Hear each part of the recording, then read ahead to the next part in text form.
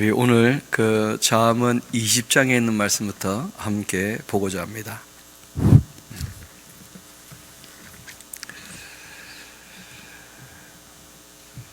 잠언도 20장부터 31장까지 있고 전도서는 12장이지만 그 내용들이 좀 짧고 하니까 이번 주간에 그 구약이 마무리되기는 조금 어렵겠지만 다음 주 되면 구약은 다 정리가 되지 않겠나 싶습니다.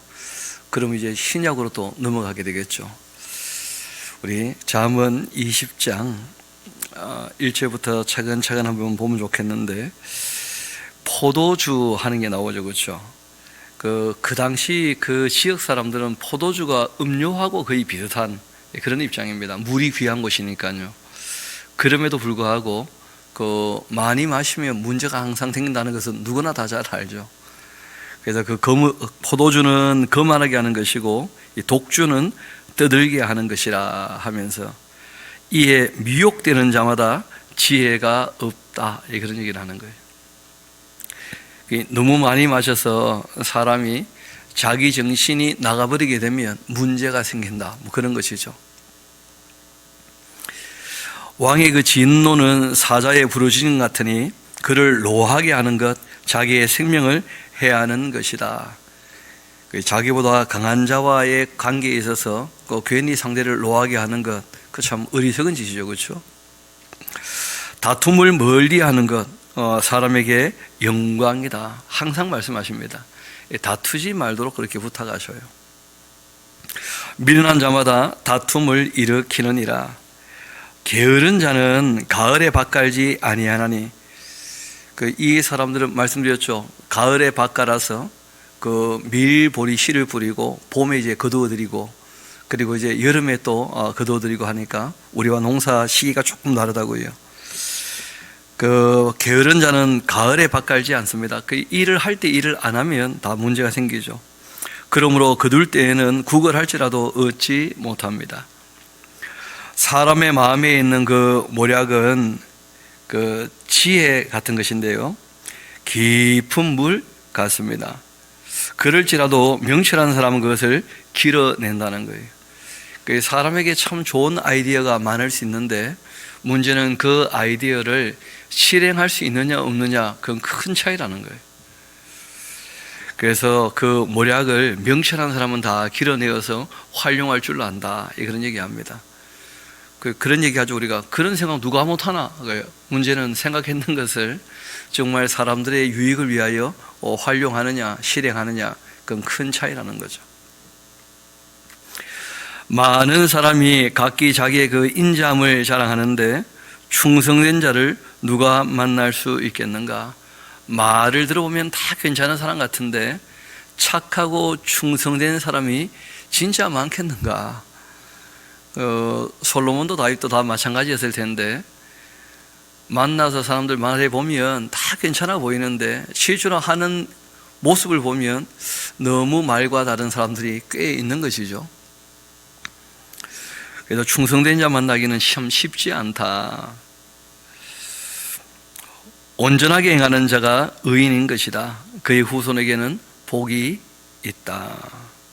행함에 있어서 온전하기를 성경은 끊임없이 얘기하시는 것을 보게 됩니다. 심판 자리에 앉은 왕은 그의 눈으로 모든 악을 흩어지게 만듭니다.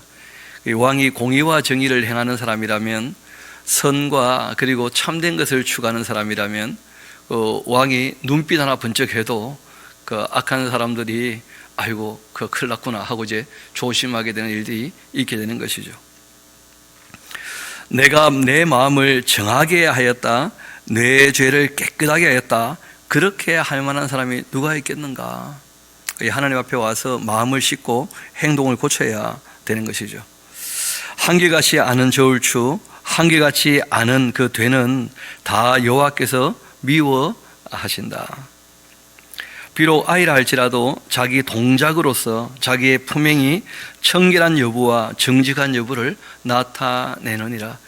결국 사람이 마음에 품고 있는 것이 입으로 또 행동으로 나타나기 마련이니까 그 행위를 보면 알 수 있다는 거예요. 그 사람이 어떤 존재인지를. 너는 잠자기를 좋아하지 마라. 너가 빈궁하게 될까 참 두렵다. 너의 눈을 떠라. 그리하면 양식이 족하게 될 것이다. 물건을 사는 자가 좋지 못하다 그렇게 하다가 돌아간 후에는 자랑하는, 사람에게는 그런 이율배반적인 모습들이 늘 있기 마련이다 하고 얘기를 합니다. 세상에 금도 있고 진주도 많은데 지혜로운 그 입술이 더욱 귀한 보배다. 그렇지만 정말 지혜로운 사람은 그런 이율배반적인 표현을 잘 하지 않는다는 거예요. 타인을 위하여 보증선자의 그 옷을 취하라. 외인들을 위하여 보증선자 그의 몸을 볼모 잡을 지니라. 여러 번 나오죠. 결코 남을 위한다고 한다면서 자기 분수에 지나친 행동하지 않도록, 보증이 그 중에 아주 대표적인 일이라는 것이죠.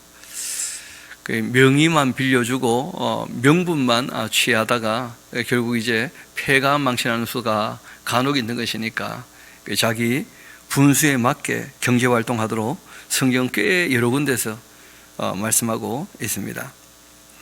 속이고 취한 그 음식물은 사람에게 맛이 좋은 듯 하지만 그러나 후에는 그의 입에 모래가 가득하게 될 것이다 하고 얘기합니다. 남을 속이고 뭘 취하지 않도록 늘 주의하라고 말씀하십니다. 일단 손에 뭐 주어지니까 많이 얻은 것처럼 여겨지지만 결국은 입에 있는 모래처럼 되고 말 거다 하고 이야기하죠. 경영이라고 하는 것은 의논함으로써 이루어집니다. 지략을 베풀고 전쟁할지니라 하면서, 뭐 전쟁을 하든 무엇을 하든 먼저 계획을 잘 세우고 난 다음에 그것을 이루어가야 하겠죠. 두루 다니며 한담하는 자, 남의 비밀을 누설하는 사람입니다. 그렇게 입을 벌린 자, 남의 이야기를 자꾸 하는 사람하고는 사귀지 말라 하고 특별히 부탁을 하셨어요. 우리가 참 말을 조심할 때 남의 이야기를 너무 많이 옮기지 않도록 좀 주의할 필요가 있습니다. 뒷담화라 그렇게 보통 얘기를 하죠, 그렇죠? 이어봅시다. 또 자기의 아비나 어미까지 저주하는 자가 있다. 그 등불이 흑암 중에서 꺼짐을 당할 거다. 그 흑암 중에 등불이 꺼지면 캄캄하죠. 자기 아버지, 어머니에 대해서 험담한다. 그 앞길을 보장 못할 사람이라는 거예요. 진짜 지옥 갈 사람들. 이 땅에 생명을 있게 한 것만 해도 너무 감사해야 될 텐데, 또 너는 처음에 속히 잡은 산업이 있을 수 있는데 마침내 복이 되지 아니할 수 있다 하는 말씀을 하셔요. 그래서 속히 잡은 산업이라고 하는 것, 늘 주의할 필요가 있다. 젊을 때 너무 일찍 성공하면 실제로 그 다음 인생이 어떻게 될지 좀 생각해 보라 하고 말씀하시면서 사람이 조금씩 더 좋아져야 되는 것입니다. 원만한 광명에 이룰 수 있도록. 너는 악을 갖겠다 말하지 말고 여호와를 기다릴 줄 알아야 된다. 그가 너를 구원하실 것이다. 우리가 악을 갖겠다 해서 악이 갚아지는 것도 아니고 승리했다고 해서 진짜 승리가 또 주어지는 것도 아닙니다. 더 두고 봐야 될 문제가 많은 것이죠. 그래서 심판은 하나님 손에 있는 것이다. 이걸 꼭 기억해야 할 것입니다. 또 나오죠. 한결같이 아는 저울추 여호와께서 미워하시고 속이는 저울 좋지 못한 것이다. 그 이익을 얻어도 정당하게 이익을 얻어야지 너무 이렇게 독과점 같은 거 해가지고 너무 많은 부를 쌓는 것가 다 악한 짓이다 하고 이야기를 합니다. 사람의 그 걸음은 여호와로 말미암나니 사람이 어찌 자기 길을 알 수가 있겠는가. 우리는 내일 일도 잘 모른다는 것이죠. 그래서 오늘 하루 충실히 살아간다는 것이 참 중요한 것이고, 뭐 노래도 그런 노래 있잖아요. 내일 일은 난 몰라요, 하루하루 살아요 하고 이제 얘기를 하는데, 예수님도 내일 일은 내일이 걱정할 것이고 한날 괴로움은 그날 족한 법이니까 정말 내일을 우리가 계획을 한다면 오늘 충실히 살도록 부탁을 하신 것이죠. 함부로 또 이 물건이 거룩하다 그렇게 해서 서원했다가 그 후에 살피면 그것이 그 사람에게 덫이 된다. 하나님께 예물로 드릴 것에 대해서도 좀 생각을 해보고 분수에 지나지 않게 조심하라 하고 부탁을 하십니다. 감정적으로 먼저 말했다가 그 걸리는 수가 있다는 거죠. 그 덫에 걸리듯이 주의하도록 부탁하십니다. 지혜로운 왕은 악인들을 키질하고 타작하는 그 박해를 그들 위에 굴리는 법이다. 사람의 영혼은 여호와의 등불이라 사람은 그 속을 살피느니라. 사람의 그 깊은 속을. 그 참 번역이 복잡하게 좀 되어 있는데, 하나님 말씀을 가지고 사람의 영혼을 쭉 비추어 보면 그 사람이 어떤 존재인지를 알게 된다, 그런 것입니다. 여러분, 우리가 똑같이 말씀을 읽고 있는데 이걸 받아들이는 사람도 있는 반면에 그렇지 않은 사람도 있다는 거예요. 그것이 그 사람의 존재라는 거예요. 진리의 빛이 비추어질 때 진리를 수용하는 사람도 있고 진리를 배척하는 사람도 있다는 거예요. 이 번역이 조금 복잡하게 되어 있어 가지고 조금 어렵게 되어 있는데 내용은 그런 것입니다. 하나님의 그 등불, 그 진리의 빛, 사랑의 빛, 이런 게 비치게 되어지면 그 사람의 영혼, 그 사람의 깊은 속이 어떠한지 다 확인이 된다, 그런 뜻입니다. 왕은 인자와 진리로 스스로 보호하는 것이고 그의 왕위도 인자함으로 말미암아 견고하게 될 것이다. 젊은 자의 영화는 그의 힘이고 늙은 자의 아름다움은 백발인 것이다. 이 상하게 때리는 것이 악을 없이 한다. 매는 사람 속에 깊이 들어간다 하면서 그 아이들에게 따끔하게 이제 회초리를 들어야 그 아이들에게 그 종아리를 딱 회초리를 들어야지 이 깊이 새겨져요. 그 선이 내가 이 선을 넘어서는 안 되는 것이구나 하고. 그러니까 그 회초리를 들 때에도 부모들이 생각을 많이 해야 됩니다. 그 회초리 하는 말이 누가 그러시더라고요. 처음 하나님이 주신 마음으로 되돌리는 이 도구가 회초리라는 거예요. 회초리. 회초, 그렇게 된다는 거예요. 처음 마음으로 돌이키는 도구. 그 종아리는 뭐냐? 마침내 종자 나았자, 마침내 사람다운 사람을 만들어주는 자리, 그 종아리라는 거예요. 그러니까 회초리를 가지고 종아리를 때려야 그 아이들이 하나님이 처음 주신 그 마음을 갖게 되어지고 미련한 게 벗겨지게 되어지고 딱 선이 그어진다는 거예요. 선이 그어지고 난 다음에는 회초리 들 필요 별로 없습니다. 왜냐하면 그 선을 넘지 않게 되거든요. 근데 그 선을 어릴 때 딱 그어주지 않으면, 바른 길 들여놓지 아니하면 제멋대로 하면서 그 감당 안 되는 애가 되고 말아요. 자기가 그냥 진짜 왕자와 공주인 줄 알고 멋대로 하는, 그 참 우리가 조심해야 될 부분이죠. 21장 이어봅시다. 왕의 그 마음이 여호와의 손에 있음이 마치 본물 같아서 그가 임의로 인도하시느니라. 하나님께서 그 왕을 허락하시고 난 다음에는 그 왕이 최고의 권력을 갖고 있으니까, 그러니까 마치 그 논에 그 물기를 틀 때 그 농부 마음대로 하는 것처럼 왕이 그럴 수 있다는 것이죠. 그래서 그 늘 주의해야 한다, 그런 말을 하고 있습니다. 그 왕은 임의로 사람을 인도할 수 있는데 누가 왕이 되느냐, 그게 참 중요한 것이죠. 사람의 행위가 자기 보기에는 모두 정직해도 여호와께서는 마음을 감찰하시니까 왕도 백성도 다 마찬가지일 수 있는데 내가 옳다고 해서 다 옳은 것이냐? 그렇지 않다는 거예요. 그래서 우리가 말씀을 보고 정말 내가 옳은 것을 하고 있는지 늘 검토해 봐야 됩니다. 공의와 정의를 행하는 것, 제사 드리는 것보다 여호와께서 기쁘게 여기신다. 여러분, 성경에는 이런 표현들이 꽤 많습니다. 우리는 뭐 예배에 대해서 당연히 예배 소중하죠. 그 예배에 실패하면 우리의 일생뿐 아니고 영생에 대한 실패니까요. 예배는 하나님 앞에 나오는 삶에 대한 문제인데 중요한 것은 하나님께 나올 때 하나님이 나왔다고 다 받아주시느냐? 그렇지 않다는 거예요. 가인의 제사는 안 받으신다는 거예요. 아벨의 제사는 받으시는 것이고. 그래서 우리가 일상적으로 살아갈 때 삶이 곧 예배가 되느냐 하는 게 참 중요하다는 거예요. 그래서 3절 다시 한번 봅시다. 공의와 정의를 행하는 것이야말로 제사 드리는 것보다 여호와께서 기쁘게 여기시는 것이다 하고 말씀하십니다. 눈이 높은 것, 마음이 교만한 것, 악인이 형성한 것, 이런 건 다 죄가 되고 말고 이후에 반드시 거기에 대한 심판이 있는 것이죠.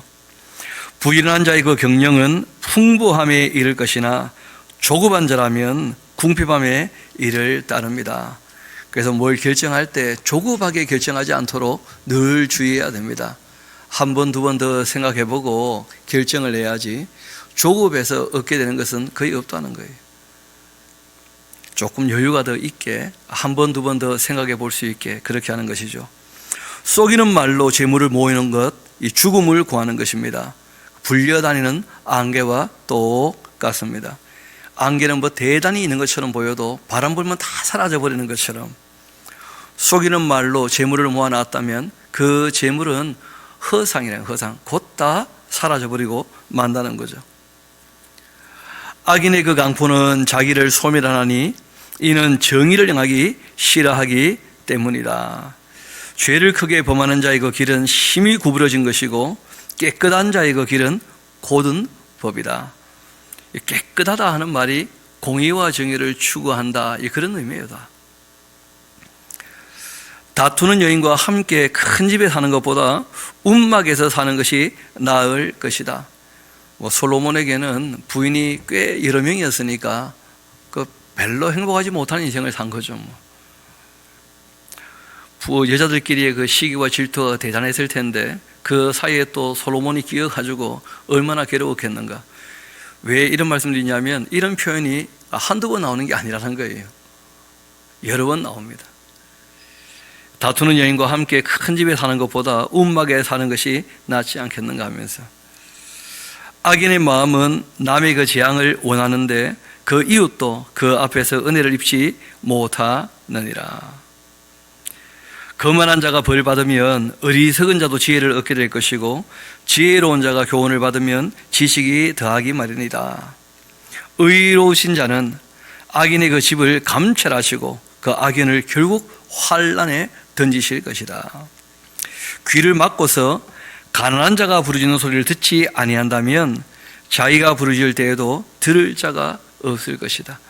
이런 보는 눈, 듣는 귀 할 때 우리가 선한 눈, 또 선한 귀를 얘기할 때 어려운 사람들의 음성을 들을 줄 알아야 된다는 거예요. 또 어려운 사람의 형편을 살필 줄도 알아야 된다는 것이죠. 그런 눈과 귀가 꼭 있어야 된다고 얘기합니다. 누가 도움을 청하는데 귀를 막아버린다, 그거 좀 생각을 해봐야 되는 것이죠. 은밀한 그 선물은 노를 쉬게 하고 품 안의 그 뇌물은 맹인한 분을 그치게 하느니라. 이 뇌물이라 그렇게 번역을 했는데 둘 다 그냥 맞단, 다 선물입니다. 선물. 말씀드린 것처럼 번역을 다 선물, 뇌물로 해가지고 이상하게 되었는데, 뇌물 주고받고 그러면 안 됩니다. 선물은 주는 사람에게도 유익이고 받는 사람에게도 유익이고 아무에게도 해를 끼치지 않아야 그게 선물이에요. 뇌물은 누군가에게 억울한 일을 일으키게 되면 그거 다 뇌물이 되고 마는 것이죠. 그래서 우리가 그 선물과 뇌물은 좀 구분할 줄 알아야 됩니다.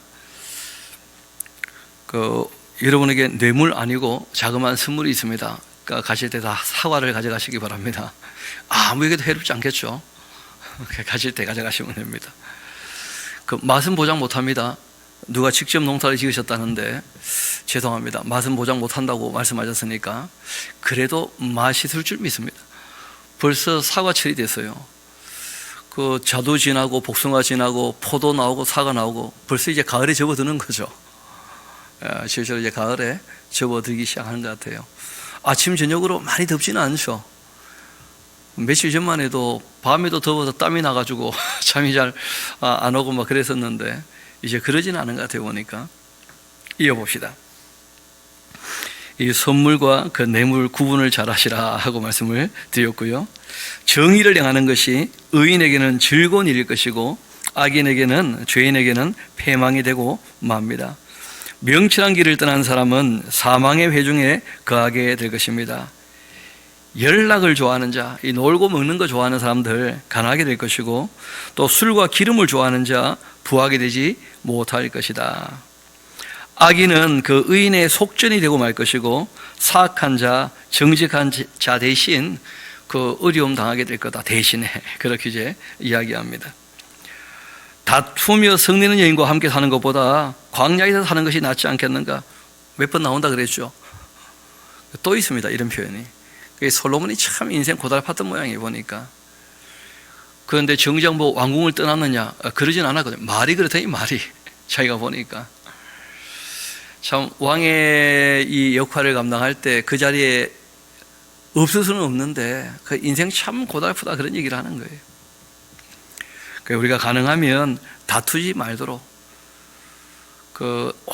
오래 참는다는 것이 왜 중요한 덕목이냐 하면, 다툼이 일어나게 되면 다툼 이전보다 더 좋은 걸 가질 수가 없어요. 다투고 난 다음에는. 조금만 참으면 다툼 이전보다 더 좋은 걸 가질 수도 있고 더 좋아질 수 있어요. 반면에 다투고 난 다음에는 다툼 이전보다 더 좋아지기는 어렵습니다. 우리가 다투지 않는 쪽으로 하는 것이 잘하는 것입니다. 그 지혜를 그래서 우리가 얻을 필요가 있는 것이죠. 이어봅시다. 지혜 있는 자의 집에는 귀한 보배 기름이 있으나 미련한 자는 이것을 다 삼켜버리느니라. 공의와 인재를 따라 구하는 자 생명과 공의와 영광을 얻느니라. 지혜로운 자는 용사의 성에 올라가서 그 성이 의지하는 방벽을 허느니라. 입과 혀를 지키는 자 자기 영혼을 환난에서 보존하게 될 것이다. 무례하고 교만한 자를 이름하여 망령된 자라 그렇게 하나니 이는 넘치는 교만으로 행하기 때문에 아주 무례하게 행동한다는 거예요.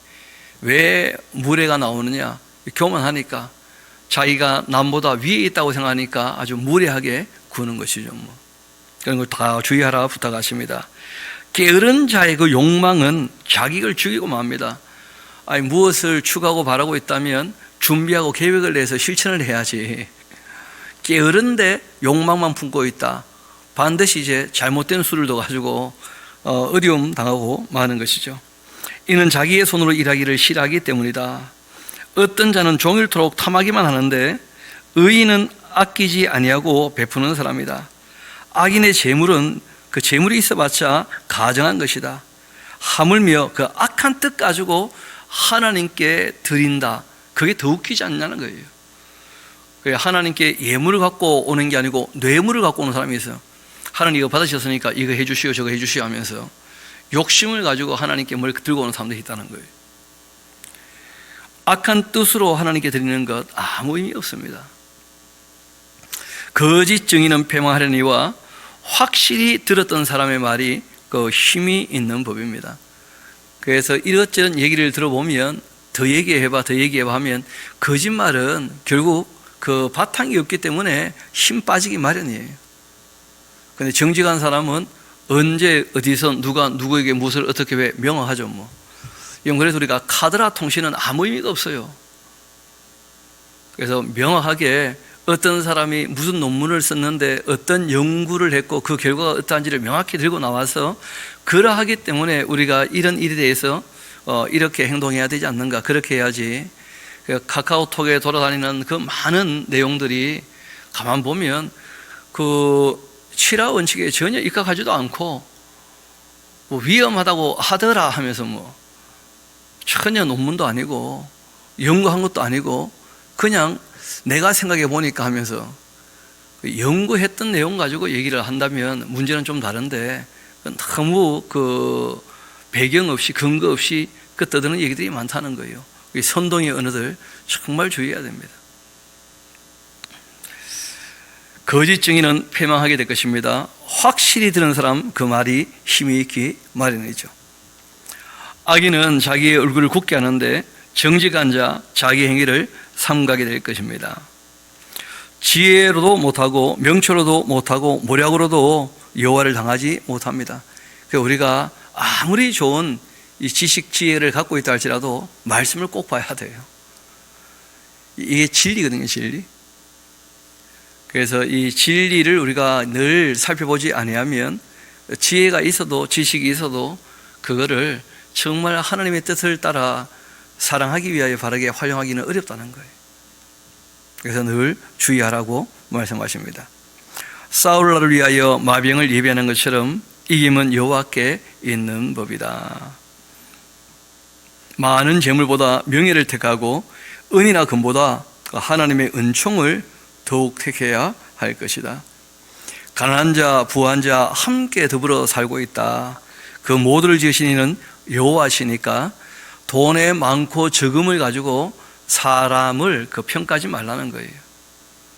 왜냐하면 하나님의 형상으로 사람은 지음받았기 때문에 모든 소유에 앞서 존재 자체가 귀하다는 것을 꼭 기억하라.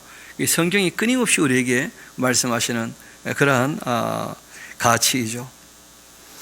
우리 3절부터 그 6절까지는 같이 한번 읽어봅시다. 3절부터 6절까지 시작. 슬기로운 자는 재앙을 보면 숨어 피하여도 어리석은 자는 나가다가 해를 받느니라. 겸손과 여호와를 경외함의 보상은 재물과 영광과 생명이니라. 패역한 자의 길에는 가시와 올무가 있거니와 영혼을 지키는 자는 이를 멀리 하느니라. 마땅히 행할 길을 아이에게 가르치라. 그리하면 늙어도 그것을 떠나지 아니하리라. 아멘.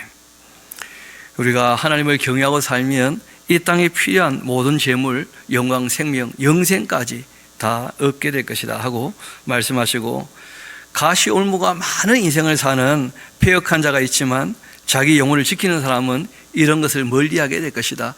평탄한 길을 걸어가게 될 것이다. 그렇게 말씀하신 것이죠. 그래서 아이들에게도 마땅히 행할 길을 가르치라 하고 부탁을 하십니다. 7절 이어봅시다. 부자는 가난한 자를 주관하게 되고 빚진 자는 채주의 종이 되기 마련입니다. 악을 뿌리는 사람 결국 재앙을 거두게 될 것입니다. 그 분노의 기세가 쇠하게 되고 말 것입니다. 반면 선한 눈을 가진 자 복이 있습니다. 이는 양식을 가는 자에게 주기 때문입니다. 예수님께서 산상수훈 6장에, 마태복음 6장이죠. 그때 구제에 대한 얘기를 하다가 갑자기 눈은 마음의 등불이라 이런 말씀하신 적이 있어요. 그러니까 왜 이 눈이라는 것이 구제와 연관이 되어지느냐, 바로 이 잠언 22장에 나오는 말씀 때문인데, 선한 눈을 가진 자, 이 복을 받는데 이유는요, 양식을 가난한 자에게 주기 때문에. 눈이 선하다는 것이 딴 게 아니고 어려운 사람 형편을 살펴볼 줄 안다는 거예요. 그러니까 그 사람들은 갚지 못할 사람들에게 나누기 때문에 하나님께서 갚아주신다는 거예요. 그래서 복을 받게 되는 것이죠. 그래서 선한 눈이 있다는 것 참 중요합니다. 이어봅시다. 거만한 자를 쫓아내면 다툼이 쉬게 될 것이고 싸움과 수욕도 그치게 되느니라. 마음의 그 정결을 사모하는 자의 입술에는 덕이 있으므로 임금이 그의 친구가 되기도 한다. 여호와의 그 눈은 지식 있는 사람을 지켜주신다. 사악한 사람의 그 말은 패하게 하시느니라. 그 지식 있는 사람을 지켜주셔야 그 지식을 가지고 많은 사람을 이롭게 하거든요. 하나님께서 이 땅에 복 주시는 방법들이 몇 가지가 있지 않습니까? 그 아기를 이 땅에 보내셔가지고 한 아기가 우리에게 낳고, 그러면서 이 모든 게 다 시작되는 것인데, 왜냐하면 하나님께서 때로는 인류에게 꼭 필요한 지혜를, 지식을, 어떤 재능이나 예능을 그 아이에게 담아주시는 경우가 있다는 거예요. 그래서 그것이 이제 펼쳐지게 될 때 인류가 다 복을 받게 되고 유익을 얻게 되는 일들이 있게 되거든요. 그래서 성경이 우리에게 말씀을 하시는 것입니다. 여호와의 눈은 그 지식 있는 사람을 지켜주신다 하면서, 사람들이 이런저런 지식을 얻는 것, 그 유익을 얻게 하기 위해서 하나님의 창조 원리를 바르게 깨닫게 되어지고 그걸 잘 활용해서 사람들에게 유익해 하는 일들, 그 얼마든지 우리가 고마워할 일들이죠. 이어봅시다. 게으른 자는 말하기를 사자가 밖에 있으니까 내가 나가면 거리에서 찢기겠다, 그렇게 얘기한다는 거예요. 게으른 사람은 있지도 않은 그러한 이제 일들을 과장해서 말하면서 결론은 이제 일 안 하려고 자꾸 이런저런 핑계를 댄다는 거예요. 그게 참 어리석은 사람이죠. 책 좀 봐라 하면 책 오래 보면 눈 나빠지는데요, 보도 않고 아무 의미가 없는 거죠. 이어봅시다. 음료의 또 입은요 함정이 되고 맙니다. 여호와의 그 노를 당하는 자 결국 거기에 빠지고 맙니다. 향락이나 이 사치를 추구하면 결국은 다 망가지는 것이고, 가정을 소중히 여기지 않으면 결국은 다 인생 말년에 고생 다 하게 되는 거 보게 됩니다. 아이의 그 마음에 미련한 것이 얽혀 있습니다. 그러나 징계하는 그 채찍이 이를 멀리 쫓아냅니다. 그 아이를 따끔하게, 아까 말씀드렸던 것처럼 회초리를 가지고 종아리를 딱 때리면 미련한 것이 딱 선이 그어지면서 이 아이 마음 밖으로 나가게 되어져요. 거기에 대해서 우리가 딱 선 그어질 때까지, 미련한 것이 벗겨질 때까지 근실이 초달해야 됩니다. 그래서 그것이 딱 되어지면 그때는 별로 회초리 될 일이 없는 것이죠. 그래야지 우리가 더불어 살아가는데 사람들이 선을 지킨다는 거예요. 그 의외로 요즘에 선을 넘는 사람들이 많아서 이 세상이 시끄러지고 어려워지거든요. 그래서 아이들에게 더불어 살 수 있도록 그 선을 딱 그어줘야 미련한 인생을 살지 않게 되겠죠. 이익을 얻으려고 가난한 자를 학대하는 자, 부자에게 주는 자, 결국은 가난하게 될 것이다. 이익을 얻으려고 부자에게 뭘 준다, 권력 있는 사람에게 뭘 준다, 이익을 얻으려고, 이런 것을 뇌물이라고 해요. 뇌물. 그럼 누군가는 또 억울하게 되는 법이니까. 너는 귀를 기울여 지혜 있는 자의 말씀을 들으며 나의 지식에 너의 마음을 좀 두면 좋겠다. 이것을 너희 속에 보존을 하며 너희 입술 위에 함께 있게 하는 것이 아름답지 않겠느냐. 내가 너에게 여호와를 의뢰하게 하려 하여서 이것을 오늘 특별히 너에게 알게 하는 것 아니겠느냐. 내가 이 모략과 지식의 아름다운 것 너를 위하여 다 기록해 두었다. 그래서 우리가 지금 기록해 두었던 이 말씀들을 함께 살피고 있는 것이죠. 그리고 이렇게 이제 마무리하시는 겁니다. 우리 21절을 같이 한번 읽어볼까요? 시작. 너가 진리의 확실한 말씀을 깨닫게 하며 또 너를 보내는 자에게 진리의 말씀으로 회답하게 하려 함이 아니겠느냐. 이 말씀을 부지런히 읽게 되어지면 우리가 진리의 말씀을 확실히 깨닫게 되어지고 정말 그러하다 하고 우리가 응답하게 될 것이다. 솔로몬이 그 자기 자녀들에게 원하고 바랬던 것이었는데 우리도 그렇게 될 수가 있는 것이죠. 그리고 이제 삶의 그 지혜가 쭉 이어져 이제 나오게 되는데, 약한 자를요, 약하다고 해서 탈취하거나 함부로 대하거나 그렇게 하면 안 된다 하고 부탁하십니다. 공고한 자 성문에서 압시하면 안 된다. 특별히 솔로몬의 그 아들들은 권력이 다 있는 사람들이니까 절대 약한 사람 압시하거나 함부로 대해서는 안 된다 하고 부탁합니다. 왜냐하면 여호와께서 그 모든 억울함을 풀어주실 것인데 너가 그 가해자가 된다면 반드시 거기에 대한 대가를 너가 받게 될 것이다. 그래서 우리가 이 땅에 살아갈 때 가해, 누군가에게 해를 끼치는 사람이 되어서는 안 됩니다. 유익을 끼치는 사람이 되어야죠. 그래서 여호와께서 신원하여 주시고 또 그를 노력하는 자의 생명을 빼앗으실 것이다. 노를 품고 있는 자와는 사귀지 말고 울분한 자와는 동행하지 말아라. 요즘 자꾸 이런 사람들이 많이 생겨나는데 주의해야 될 필요가 있습니다. 그 행위를 본받아 너의 영혼을 올무에 빠뜨릴까 두려우니까 그 울분을 품고 노를 품는 이런 사람들의 행위를 절대 본받지 마라 하고 부탁을 하셔요. 사람에게 감정이 있으니까 이런 것을 폭발할 어떤 통로를 만들어주면 그쪽으로 분출되면 걷잡을 수가 없습니다. 그래서 이것저것 참 어려운 일들이 벌어지게 되는 것이죠. 이어봅시다. 너는 사람과 더불어 손잡지 말고 남의 빛에 보증서지 마라. 그럼 몇 번 나오죠, 그렇죠? 그러니까 자기가 감당하지 못할 일에 대해서 괜히 나서가지고는 책임질 것처럼 얘기했다가 문제가 생길 수 있으니까 분수에 넘치는 말 하지 않도록, 또 분수에 넘치는 경제활동 하지 않도록 성경이 꽤 여러 군데서 말씀하고 있습니다.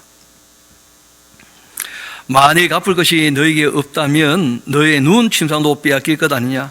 너가 어찌 그리하려고 하냐. 또 너의 선조가 세웠던 옛적 예석을 옮기지 말라. 남의 것 탐하지 말라고 끊임없이 부탁하십니다. 이 땅 투기하지 말라는 거예요. 너가 자기 일에 능숙한 사람을 봤냐? 이러한 사람은 왕 앞에 서게 될 것이고 천한 자 앞에 서지 아니할 것이다.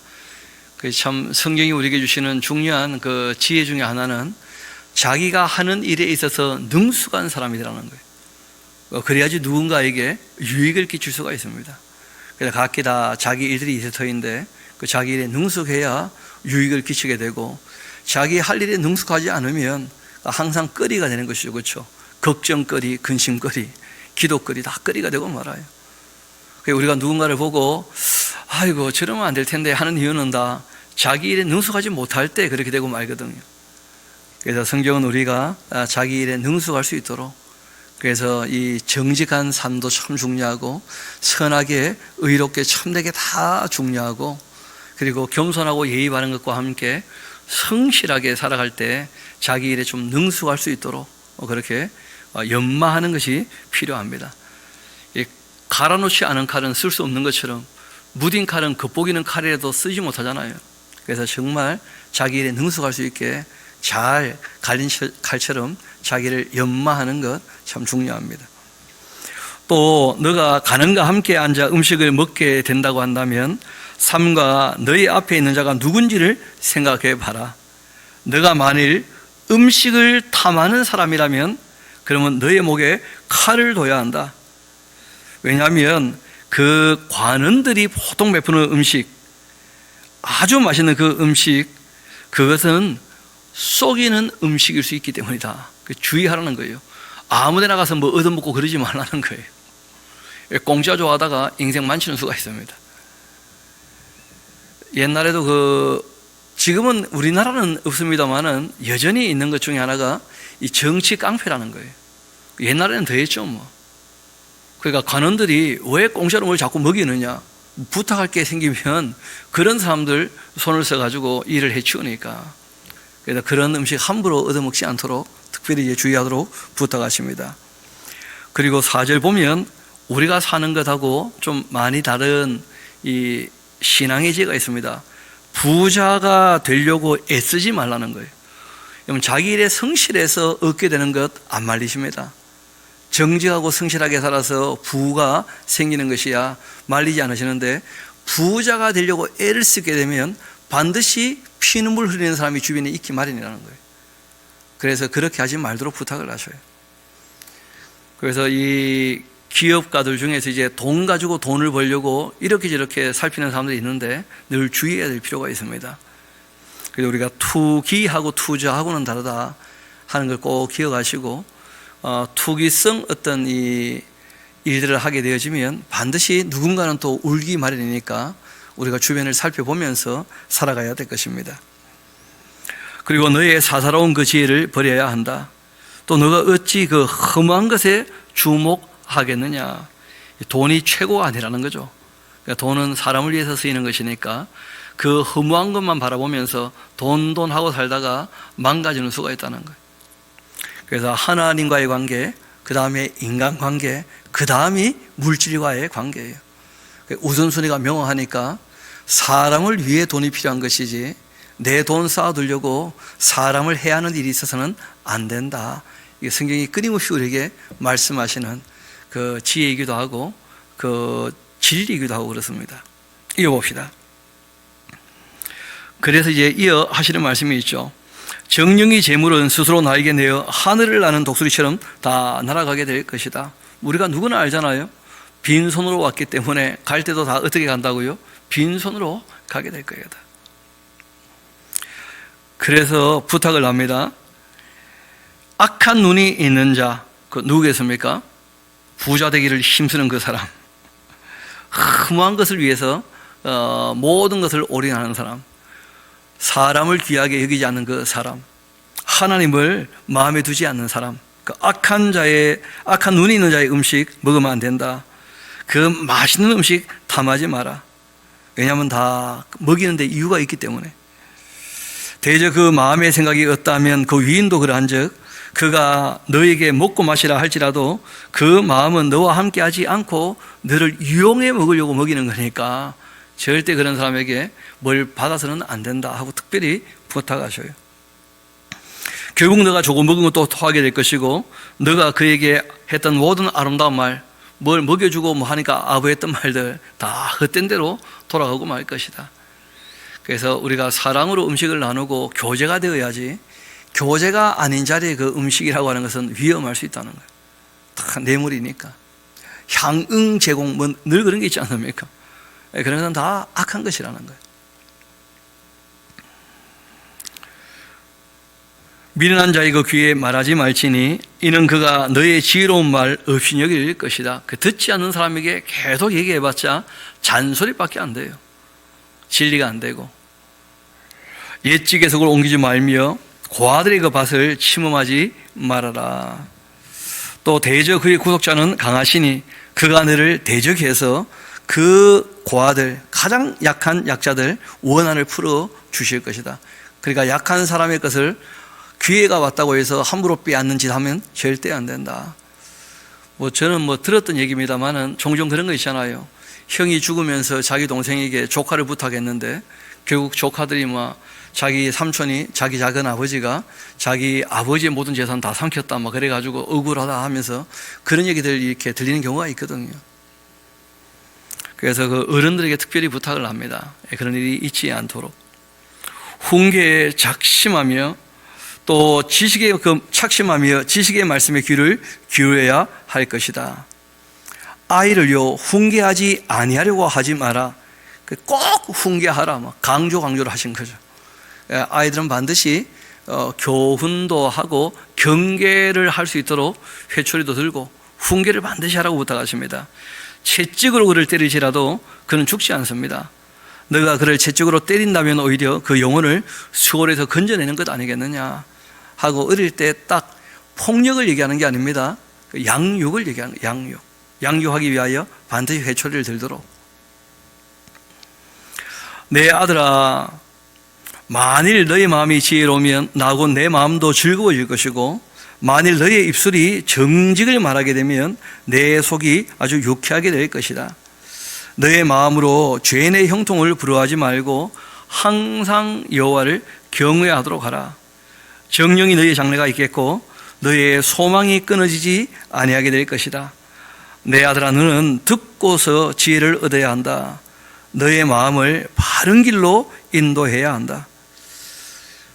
또 나오는 말씀이죠. 술을 즐겨하는 자들, 고기를 탐하는 자들, 그들과는 더불어 사귀지 말아야 한다. 다 적당히 해야지, 이런 걸 좋아하는 사람들하고는 사귀지 말라 하고 얘기합니다. 술에 취하고 음식을 탐하는 자 가난해질 것이고, 잠자기를 즐겨하는 자 헤어진 옷을 입게 될 것이다. 또 너 낳은 아비에게 청종하고 너의 늙은 어미를 경히 여기지 말아라. 진리를 샀다면 팔지 말고, 그러니까 진리를 수용하고 있다면 잊어버리지 않도록 조심하라 하고 얘기하죠. 지혜와 훈계와 명철도 다 그리해야 된다. 의인의 아버지는 크게 즐거울 것이고 지혜로운 자식을 낳은 자는 그로 말미암아 즐겁게 될 것이다. 너의 부모를 좀 즐겁게 하도록 해라. 너를 낳은 어미를 기쁘게 하도록 애를 써라 하면서 부탁을 해요. 이게 효도죠. 조금씩 나이가 더 들어보니까 결국 이제 부모님들이 뭘 보고 기뻐하시느냐, 자기 인생을 잘 경영하면 그러면 기뻐하시는 거죠. 무탈하면 부모님 다 기뻐하시고, 자주 연락드리면 기뻐하시는 것이고, 가끔 만나서 같이 드라이브라도 하면 기뻐하시는 거고, 만나줄 때마다 늘 기뻐하시는 분은 어머님하고 잘 없는 것 같아 보니까. 그러니까 부모를 좀 기쁘게 하도록 오래 기다려주지 않으시니까 이렇게 부탁을 하고 계십니다. 내 아들아, 너의 마음을 나에게 주며 너의 눈으로 내 귀를 즐거워할지어다.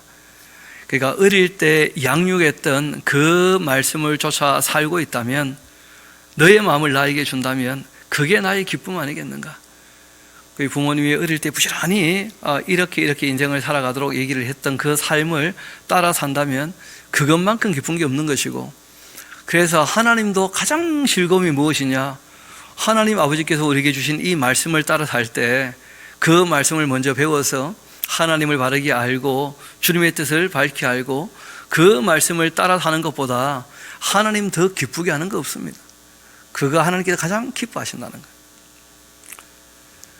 그래서 명절에 와서 인사하는 것도 기분 좋은 일이겠지만, 그러나 실제로는 정말 그 말씀을 따라 사느냐, 그래서 제사보다도 공의와 정의를 행하며 사는 것 내가 훨씬 기뻐한다, 그런 말씀을 하시는 거예요. 하나님께 인사하는 것도 참 중요하지만 실제로는 그 주신 말씀 우리가 늘 마음에 새겨서 그 말씀을 따라 산다면 그게 하나님의 기쁨이 되는 것이죠.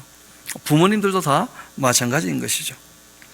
내 아들아, 너의 마음을 나에게 주며 또 너의 눈으로 나의 길을 즐거워하라. 대저 음녀는 깊은 구덩이고 이방인은 좁은 함정이니까 이 세상 향락 추구하며 살지 말라. 이런 부탁은 끊임없이 반복되어 나옵니다. 참으로 그는 강도같이 매복하며 사람들 중에 사악한 자가 많아지게 하느니라. 특별히 이제 술에 대해서 경계하는 말씀들이 잠언에는 꽤 여러 군데 나오는데, 그 23장 그 29절부터 한번 봅시다. 재앙이라는 것이 누구에게 있겠느냐? 근심이 누구에게 생기게 되겠느냐? 분쟁은 누구로 말미암아 있게 되겠느냐? 원망은 누구로 말미암아 있게 되겠느냐? 까닭 없는 그 상처, 내가 어디서 다쳤지? 이런 것은 누구한테 있겠느냐? 벌그런 눈은 누구한테 있겠느냐? 술에 잠긴 자에게 있기 마련이고 혼합한 술을 구하러 다니는 자에게 다 있게 되는 것이다. 성경은 끊임없이 술 취하지 말도록 그렇게 우리에게 부탁하시는 말씀들을 꽤 여러 군데서 보게 됩니다. 누구 말대로 물에 빠져 죽은 사람보다 술잔에 빠져 죽은 사람 많다, 뭐 그런 얘기가 있듯이 성경은 이 술에 대해서 경계하시는 말씀들을 꽤 여러 군데 하고 있습니다. 포도주는 붉고 잔에서 번쩍이며 순하게 내려가나니 너는 그것을 보지도 말면 좋겠다. 결국 이제 통치할 사람들은 정신이 늘 맑아야 된다는 거예요. 통치뿐 아니고 우리도 인생을 살아갈 때 늘 정신이 맑은 것이 그게 잘하는 것이죠.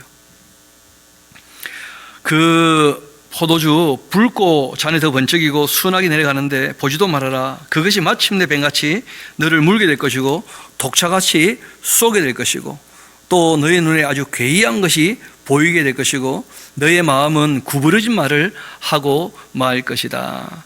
너는 바다 가운데 누운 자 같을 것이고 돛대 위에 누운 자 같게 될 것이다. 너는 스스로 말하기를 사람이 나를 때려도 나는 아프지도 않다. 나를 상하게 해도 나에게는 감각이 없다. 내가 언제나 깰까? 다시 술을 찾겠다. 그렇게 술을 끊지 못하는 사람들, 참 주변 사람도 어렵게 만들고 본인의 인생도 피폐하게 될 것이다 하면서 이 술을 주의하도록 그렇게 부탁하십니다. 또 술에 대해서 너무 경직되어 있으면 또 그것도 문제죠.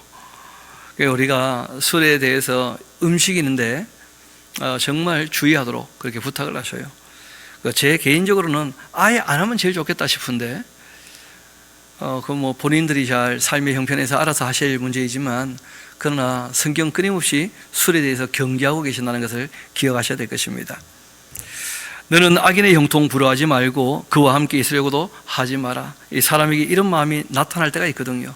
악한데 형통한 일이 있을 수 있다는 거예요.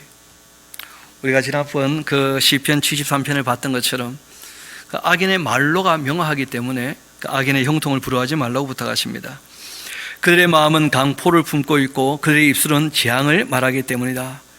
집은 지혜로 말미암아 건축되기 마련이고 명철로 말미암아 견고하게 됩니다. 또 방들은 지식으로 말미암아 각종 귀하고 아름다운 보배로 채우게 됩니다. 지혜 있는 자는 강하고 지식이 있는 자는 힘을 다하게 됩니다. 너는 전략으로 싸워라. 승리는 지략이 많음에 있는 것이다. 그 힘보다 이제 계획을 어떻게 세우느냐 하는 게 참 중요하다는 얘기를 하시죠. 또 지혜는 높아, 너무 높아 미련한 자는 미치지 못하게 됩니다. 그는 성문에서 입을 열지도 못할 것입니다.